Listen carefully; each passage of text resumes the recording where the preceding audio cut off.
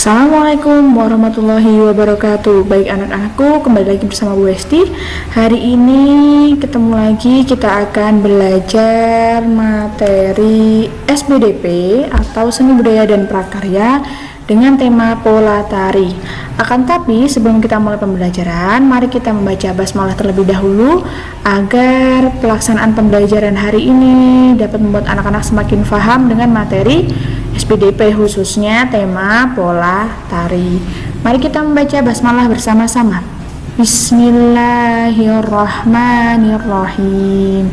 Baik anak-anakku, SBDP pola tari ini termasuk ke dalam materi kelas 4 tema 7 subtema 2. Nah, hari ini kita akan membahas tentang pola-pola tari dan contohnya seperti apa.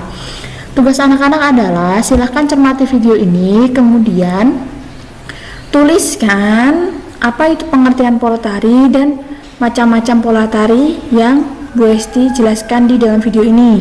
Jadi anak-anak merangkum setelah melihat video ini selesai. Jika sudah, hasil rangkuman bisa dikirimkan ke dalam grup WhatsApp ya.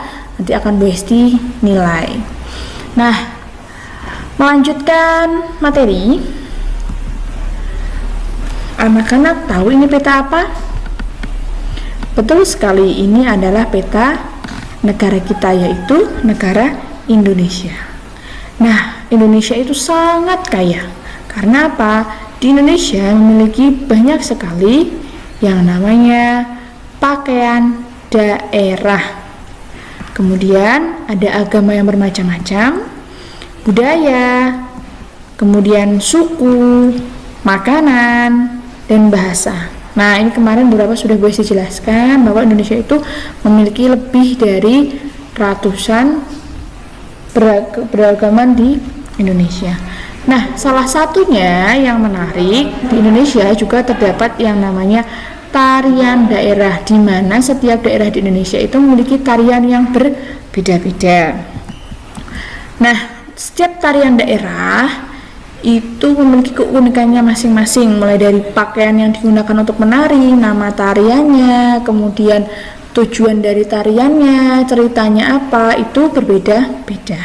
Di sini Bu Esti punya beberapa contoh tarian yang berasal dari daerah yang ada di Indonesia.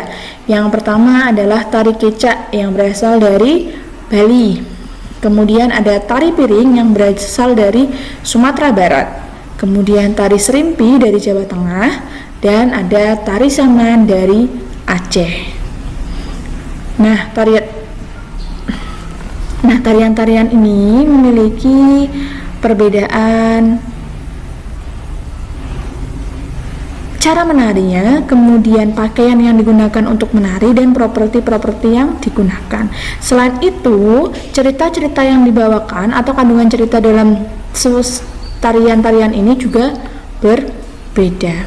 Nah, tarian akan menjadi indah apabila ditarikan dengan gerakan yang bagus.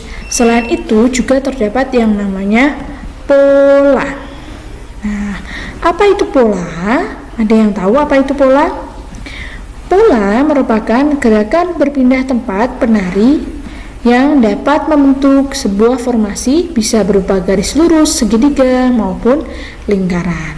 Nah, kita akan mempelajari beberapa jenis pola tari yang bisa digunakan untuk melakukan pementasan tari. Yang pertama adalah apabila setiap penari berjajar lurus, bisa lurus di sebelah kanan dan kiri atau depan belakang.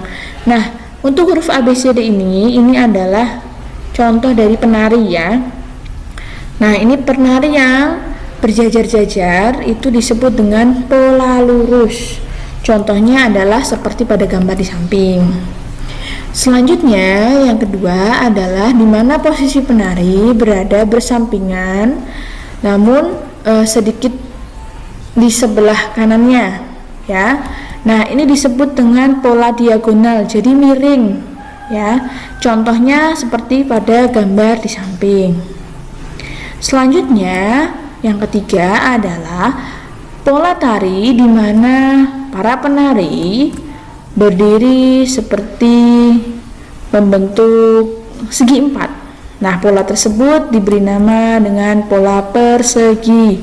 Nah, di sini Bu Hesti punya contoh gambarnya. Selanjutnya adalah pola tari di mana para penarinya membentuk bentuk seperti huruf Z.